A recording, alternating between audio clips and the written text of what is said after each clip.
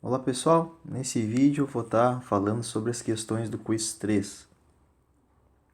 Nessa primeira questão, dá duas funções exponenciais, f de x igual a na x e g de x igual a b na x.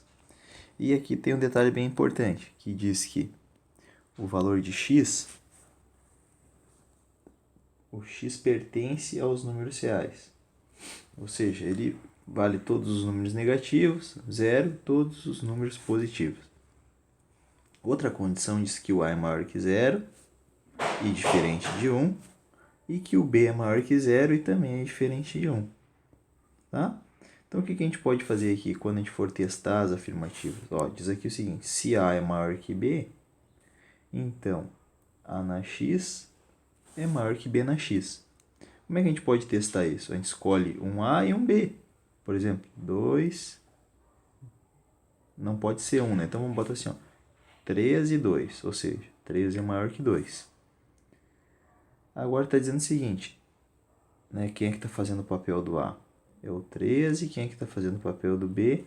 É o 2. Será que 3 na 2 é maior que 2 na 2, por exemplo? Pode ser sim, né? Então, funcionou. E 3 na menos 2, será que é maior? Vou botar uma interrogação aqui. Que 2 na menos 2, por exemplo? Se isso for verdade, então quer dizer que aquela afirmativa é verdade. E o mesmo vocês vão utilizar para as três afirmativas, tá? Façam assim que vocês vão conseguir identificar qual é a resposta correta. Vamos para a próxima. Pessoal, nessa questão aqui já está dizendo qual é o formato da nossa função. É uma função exponencial, posso escrever ela f de x igual a na x. Bom, o x pertence aos números reais, tá? Mesma definição de função exponencial. Aí, aparece dois pontos para nós no gráfico, né? Esse ponto aqui vamos chamar de ponto A e esse ponto vamos chamar de ponto B. Tá? Esse ponto aqui é o 0 e 1. E o outro ponto é o 1 e 0,25. Então vamos calcular isso. Ó. Todo par ordenado é xy, né? Então o que eu posso... E o y aqui, né, que a gente já sabe, o y é a mesma coisa que o f de x. Tá? É a mesma coisa a gente escrever isso. Então eu vou utilizar esse ponto aqui, porque... Opa! Então eu vou usar esse ponto aqui, ó. 1 e 0,25. Como é que vai ficar? F de x igual a na x. Ele é desse tipo, exponencial. Então, ó, f de 1 é igual a elevado na 1, e isso é igual a 0,25.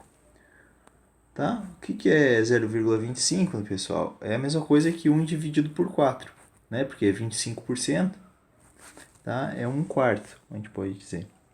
Bom, então agora eu já posso montar a função. Eu descobri o a função é essa, ó, f de x é igual a 1/4 elevado na x. Ora, agora é só elevar na segunda potência, ou seja, para quando x vale 2, tá bom? E a gente encontra a resposta. Bom, pessoal, nessa questão 3, o que a gente vai ter que fazer? Está perguntando aqui se essa função ela é crescente. Ou seja, o que a gente tem que saber aqui? Quando que uma função é crescente, uma função logarítmica é crescente, quando que uma função logarítmica é decrescente, tá? Isso tem a ver com a base dela, tá? Então, só observar isso. Na questão 2, está perguntando se essas funções elas se interceptam nesse ponto 1 e 0. O que a gente pode fazer? Substituir o x por 1 e ver se, como resultado, a gente tem o zero, tá? Além do mais, se a gente não quiser fazer desse jeito, assim, que digamos que é o jeito mais fácil, dá para a gente utilizar a matriz mudança de base, a matriz não, pessoal, desculpa, a fórmula da mudança de base, e assim conseguir igualar as funções e descobrir qual é o ponto de interseção, tá bom? Essa daqui está perguntando se essa função logarítmica 3x, ela intercepta o eixo y no ponto 13, 0. Tá? E tem que ter um certo cuidado, né, pessoal? Porque não confundir a função logarítmica com a função exponencial. Tem uma que intercepta o eixo y e outra que não intercepta. Então, tem que ter um certo cuidado. Vamos para a questão 4. Nessa questão, pessoal, dá duas funções, tá? E daí está dizendo o seguinte, para a gente marcar a alternativa que representa f de 9 e g de 3. O que a gente tem que fazer aqui, então? Ó? Por exemplo, f de 9 é o quê? Ó? No lugar de x, eu vou botar 9 lá na função. E daí vai ficar log base 3 e 9. E aí eu determino esse resultado. Tá? Vou fazer o mesmo para o g de x. Ó. Só que lá é g de 3. Então vai ficar log na base 1/3 de 3. Tá? Fazendo isso a gente consegue encontrar o resultado. Vamos para a questão 5. Pessoal, nessa questão 5 dá aqui uma função logarítmica, tá? Com a condição de existência, né? Que a e x sejam números reais, tal que o a tem que ser maior que 0 e diferente de 1 e o x maior que 0. Aí está dizendo nessa função o conjunto de valores que satisfazem a condição de existência. Então percebe o seguinte, com a base a gente não precisa se preocupar, porque a base quando não aparece do logaritmo é 10. E a base aqui tem que ser, o a tem que ser maior que 0, diferente de 1. Nesse caso já é 10. Então a gente tem que estar preocupado com o número que está aqui. Ó. Ou seja, o x diz que o x tem que ser maior que 0. Só que quem é o x para nós agora aqui? O x é tudo isso, 2x menos 6. Isso daqui tem que ser maior que 0. Resolvo essa inequação e consigo descobrir qual é a condição de existência. Tá bom? Vamos para a próxima. Essa questão 6, o que acontece? Está dando dois logaritmos para nós, tá bom? O de 2 e o de 3. E está dando o logaritmo de 24. Qual é a ideia aqui? A gente resolver esse problema através das propriedades do logaritmo. Então, eu vou pegar o 24 e vou fatorar ele, tá? Então, isso aqui vai ficar 2, que dá 12, por 2, que dá 6, por 2, que dá 3, e por 3, que dá 1. Então, posso escrever esse logaritmo como? Logaritmo de 2 na 3 vezes 3. E agora eu aplico as propriedades do logaritmo, ou seja, se eu tenho uma multiplicação de logaritmo, eu vou transformar isso numa soma de logaritmos. Aí se eu tenho um expoente, passa para frente multiplicando. E assim vai. Até que a gente consiga ter só log de 2 e log de 3. Aí a gente vai usar esses valores que foram dados no exercício. Tá bom? Vamos para a próxima.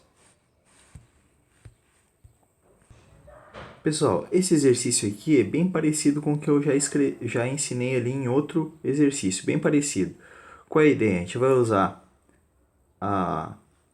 o formato geral, digamos assim, de uma função logarítmica, tá? Que é essa daqui, ó.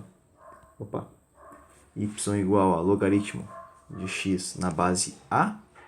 E, fazendo isso, eu vou encontrar qual é o a, tá? Ou, isso mesmo, qual é o a.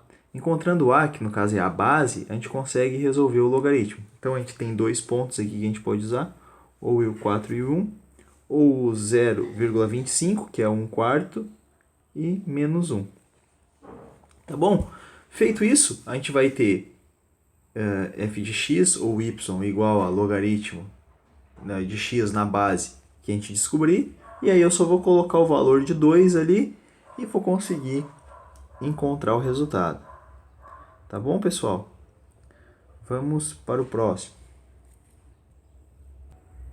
Então tá, pessoal, essa última questão, que é a 8, é o mesmo jeito que eu expliquei aquela do 24. Ou seja, é dado 3 logaritmos para nós, 2, 3 e 5, tá? Ou seja, de 3 números primos.